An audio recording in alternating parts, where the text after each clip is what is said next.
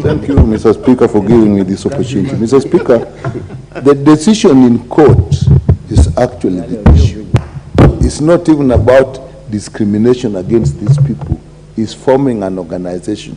And when you form an organization, NGO, it means you want to actually propagate that. So if you do it quietly in your home, who has said there's no discrimination about that? So if you look at this thing, whichever way you look at it, even if you look at it biologically, really, this is something that we should not propagate. People who find themselves there and accept it can do it in the privacy of their homes. And I think that's where it ends. Because in reality, Mr. Speaker, on this universe, in this universe on the earth, all physical things, living and not living, have their own properties, their own forces that determine their existence and the powers that regulate that. Interference by human beings to change that actually leads to destruction. And therefore, all those physical forces, all those factors of nature, if you're a Christian, you will say God. And all religions also accept as a greater being, a super being, and they attribute all those forces to that. If you're an atheist, you will say nature.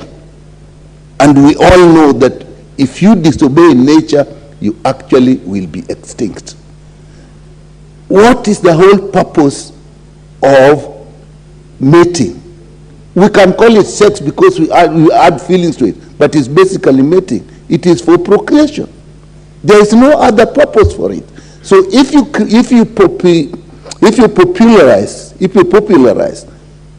promote a mating that actually does not lead to procreation, eventually in the end that is destructive. And I don't see why we should pursue that. And therefore that ruling was actually giving provision for propagating it, because you cannot say register an organization. The object of any group is to promote what they do.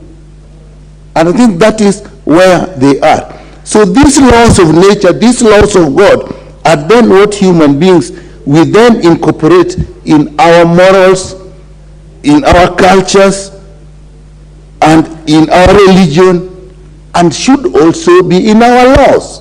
That's what we do. And in all cases, you look at our cultures, they reject this. You look at our religions, they reject this. Even our laws, as it is, reject this. The Constitution is clear about marriage, man and woman. Culture is accepted in our Constitution. Our laws are unnatural sex is illegal. So what is the argument? I cannot understand, I'm not a lawyer, the argument of discrimination when people want to propagate something which is not acceptable to all. I think our rights stop where other people's rights also begin. So in this case, I don't see what the discrimination was about. So I don't think there's any discrimination, and the lawyers that actually, the judges that pass this, in my view, I do not agree with them. Really, in life, it is those laws of nature, even when, however educated we are, professions, law, engineering, all these things, what they're studying are the laws of nature by which we live. We cannot defy these laws. Mr. Speaker, just let me just one thing. Have we not even observed the body of a male and the body of a female? They are different. The breasts, as much as we are probably sexualized the breasts, the main thing about it is actually the feeding of the babies. You look at the hips. We all look at ladies when they have big hips. What is it all about? It's a big pelvis that is for easy delivery. So we now want to actually, that is all. God is so smart that what we admire must promote for babies. Give Dr. Nyikal, because of special expertise, 1 more minute. Well, I think if that is what you want, I can go a little bit. The truth is, Mr. Speaker, if you look at ladies, what we admire most is probably the busts and the hips. And if you look at it, what are the breasts for? For the survival of a baby. Big hips mean a lady has big pelvis and is likely to give birth without problems. So everything in nature, in terms of mating, is about procreation. Leave it at that, Mr. Speaker. I do not agree with the decision of these judges. The Honorable Mboko Milemba, MP for Emwaya. No, I come to Parliament very early. Take care of myself. And in fact, I want to caution some of the new members who imagine that we speak simply because we are here.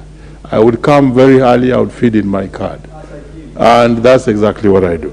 And you still see me, even in the previous Parliament, I sat there. And that's what I was. And I still continue being that. So just be early in the House. Honorable Speaker, the Constitution is supreme. And in its Article 1, it says that all the sovereign power belongs to the people of Kenya and shall be exercised only in accordance with this Constitution.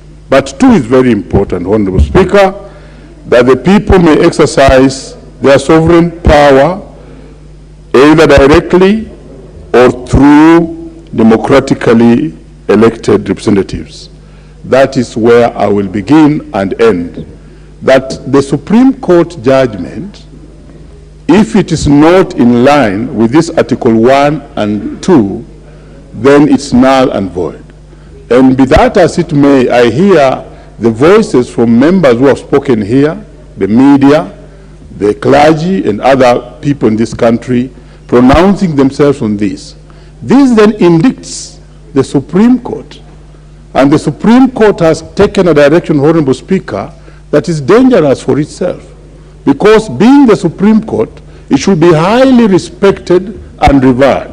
But the fact that this alone can make the people rise and go and even block it, question it, it means that it has taken a very wrong trajectory because it's not resonating with the people of Kenya and is likely to lose its authority as the Supreme Court of this country. And therefore, a word of caution to the Supreme Court, that any time they are making the laws, they must make the laws as per the Constitution. So then, Honorable Speaker, let me refer you back to our penal code. Interestingly, being a teacher of history, the penal code was brought in this country by the British when they colonized us. And they brought it in 1930 to be specific. And it was adopted in the Kenyan laws and has